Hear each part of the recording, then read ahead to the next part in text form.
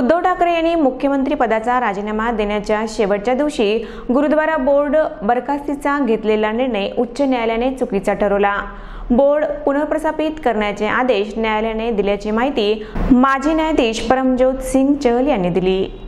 तत्कालीन मुख्यमंत्री उद्धव ठाकरे यांनी राजीनामा देण्याच्या शेवटच्या दिवशी नांदेडमध्ये सचखंड गुरुद्वार बोर्ड बरखास्तीचा घेतलेला निर्णय औरंगाबाद उच्च न्यायालयाने चुकीचा ठरवला। 2 महिन्याच्या आत बोर्ड पुनर्प्रस्थापित करण्याचे आदेश न्यायालयाने दिले। 28 जून 2022 रोजी उद्धव ठाकरे यांनी मुख्यमंत्री पदाचा राजीनामा दिला होता। त्याच दिवशी सचखंड गुरुद्वारा बोर्ड बरखास्तीचा निर्णय घेऊन दुसऱ्या दिवशी नोटिफिकेशन जारी करण्यात आले होते। बोर्डाचा कार्यकाळ बाकी असताना बरखास्तीचा निर्णय घेण्यात आल्याने माजी न्यायाधीश परमज्योत सिंग चहल आणि इतर बोर्ड सदस्यांनी औरंगाबाद उच्च न्यायालयात याचिका दाखल केली होती।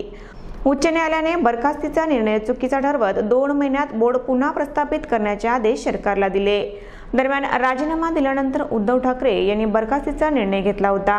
उच्च न्यायालयाने ती फाईल कोणी आणि कधी सादर केली होती याबाबत सरकारला उत्तर दाखल करण्यास सांगितले होते, मात्र सरकारने यावर कोणतेही उत्तर दाखल केले नाही। त्यामुळे यात काही गडबड झाल्याचे ग्राह्य धरत न्यायालयाने निर्णय चुकीचा ठरवत बोर्ड पुन्हा प्रस्थापित करण्याचे आदेश दिल्याचे याचिकाकर्ते माजी न्यायाधीश परमज्योत सिंग चहल यांनी सांगितले। गुरुद्वारा बोर्ड यह 3 साल के लिए स्थापित किया जाता है। 2019 में माननीय देवेंद्र फडणवीस साहब ने गुरुद्वारा बोर्ड बनाया था। 3 साल 2022 के करीब ख़त्म होने वाले थे।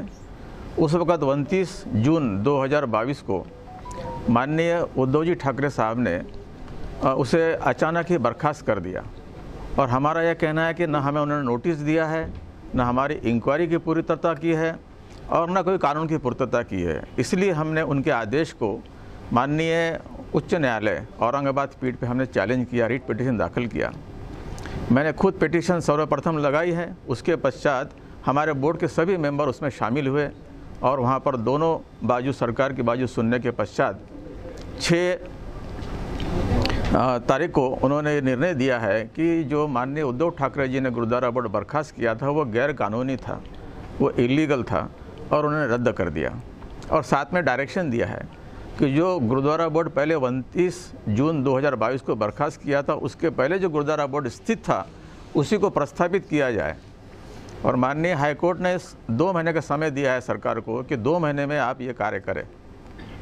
और हम इससे जो है माननीय उच्च न्यायालय के जजमेंट से हम प्रसन्न हैं कि उन्होंने हमें न्याय दिया है। आपने ये प्रेस कॉन्फ्रेंस में कहा है कि उद्धव ठाकरे जी ने जब सीएम पद का इस्तीफा दिया उसके बाद में ये बर्खास्ती का निर्णय लिया गया। कोर्ट ने उसका क्या कॉग्निजेंस लिया? कोर्ट ने ये कहा, कोर्ट ने उसका कॉग्निजेंस ये लिया है कि एक बार कोर्ट ने डायरेक्शन दिया कि उस दिन, जिस दिन जो है बोर्ड बर्खास्त किया गया, उस दिन क्या फाइल पुटअप हुई और उसके ऊपर क्या इंडोर्समेंट किया गया वो हमारे सामने पेश करो, जो सरकार ने बाद में पेश नहीं किया। इस वजह से कोर्ट को ये सिद्ध हुआ उनके नज़र में कि यहाँ कुछ ना कुछ गड़बड़ी हुई है, इसलिए उन्होंने हमारा जैसा निर्णय दिया है कि बोर्ड को स्थापित किया जाए। सरकार ने वहाँ पर इस बात का उल्लेख किया है कि बोर्ड बर्खास्त हो चुका है, इसे प्रस्तावित करने का कोई प्रोविज़न नहीं है। लेकिन हाई कोर्ट ने यह कहा है कि जब आपका ऑर्डर इलीगल है तो उस बोर्ड का क्या दोष है, क्योंकि कानून में बोर्ड का पीरियड 3 साल का दिया हुआ है, लेकिन उसमें और एक पीरियड है। यदि 3 साल में नया बोर्ड अगर नहीं आता है तो नए बोर्ड बनने तक ये पुराना बोर्ड कार्य करेगा, ऐसे सेक्शन 8 में दिया हुआ है। इसका उल्लेख करते हुए, इसका उल्लेख उसमें जजमेंट में लिखते हुए न्यायमूर्ति ने यह निर्णय दिया है कि नया बोर्ड बनने तक ये बोर्ड कंटिन्यू रहेगा।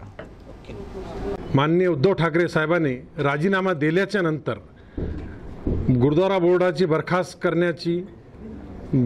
केला। 19 तारखेला, जून 29 तारखेला त्याचं नोटिफिकेशन काढण्यात आलं। ते नोटिफिकेशन कोर्टाने रद्द केला।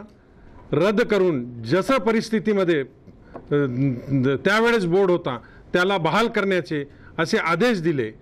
माननीय जे आताचे मुख्यमंत्री आहे देवेंद्र फडणवीस साहेब, त्यांना आमची विनंती आहे की लवकरात लवकर हे बोर्डाचं गठन करून नोटिफिकेशन काढावं। जे गुरु तेग बहादूर साहेबाची 350वी शताब्दी, शहीदी शताब्दी येत आहे, ते सर्व देशभरात साजरी करण्यात येणार आहे। ते महाराष्ट्र सरकार भी साजरी करणार आहे। तर आम्हाला अशी विनंती आहे की स्थानिक लोकांच्या जे हक अधिकार आहे ते आमच्या हातामध्ये द्यावं, तर आम्ही बी तुमच्यासोबत ते स्थानिक सगळी शीख समाज इथं तुमच्यासोबत येऊन हे शताब्दी साजरी करणार आहे।